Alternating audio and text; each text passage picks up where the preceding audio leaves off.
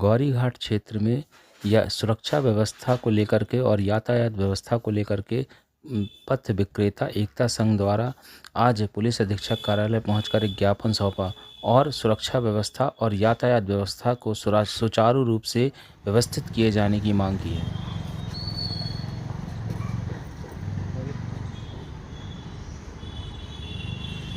के सारे व्यापारी संघ के लोग हैं और गौरीघाट में बहुत सारी अव्यवस्थाओं के कारण हम लोग अपना व्यापार नहीं कर सकते, क्योंकि वहाँ पे एक तो यातायात की बहुत ज़्यादा अव्यवस्थाएं हैं, प्लस वहाँ युगल जोड़ियाँ वहाँ बैठती हैं घाटों में।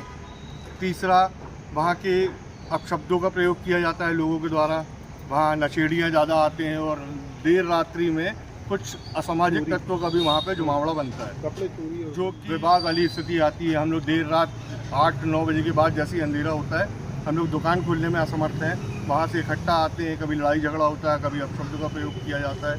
आए दिन गाड़ी चोरियों का वहाँ पे और मोबाइल चोरियों का, कपड़े तक चोरी हो रहे हैं। जो वहाँ पे नहा रहे हैं वो कपड़े तक चोरी हो रहे हैं। बस हमारी प्रशासन से यही दरख्वास्त है कि हम लोग ने ये ज्ञापन दिया हुआ है जगह जगह, आयुक्त महोदय को भी दिया हुआ है, नगर निगम में भी दिया हुआ है, एसपी साहब को भी देने। हम लोग ग्वारीघाट के आसपास के सब निवासी व्यापारी वर्ग हैं, छोटे मोटे व्यापारी हैं। कुछ व्यापारी ठेला लगाते हैं, कोई हाथ ठेला लगाते हैं। बहुत दिक्कतें पड़ती हैं भीड़ भाड़ के टाइम पे। ये ऑटो वाले ला के अंदर नदी के किनारे तक ले आते हैं।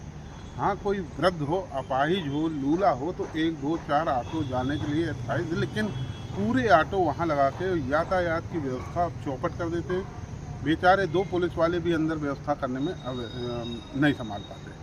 नंबर 2 चीज़ की, ग्वारीघाट के घाटों के किनारे, विशेषतः सिद्ध घाट पर गांजा पीने वाले, जिसमें कुछ साधु संत महात्मा का वेश धारण करके फरारी गुंडे बदमाश वैसे पीले कपड़े पहन के गांजा स्वयं पीते हैं, पिलाते हैं और फिर गलत काम होते हैं। तीसरा, कुछ प्रेमी, युगल प्रेमी लोग वहाँ बैठकर अश्लील हरकतें करते हैं, अश्लील कपड़े पहनते हैं, तो वो भी दिखने में धार्मिक क्षेत्र में अशोभनीय दिखता है। नंबर 3 है, उस नर्मदा पुण्य स्थल पर इतने अपशब्दों और गालियों का प्रयोग किया जाता है, उस पर अंकुश लगाना।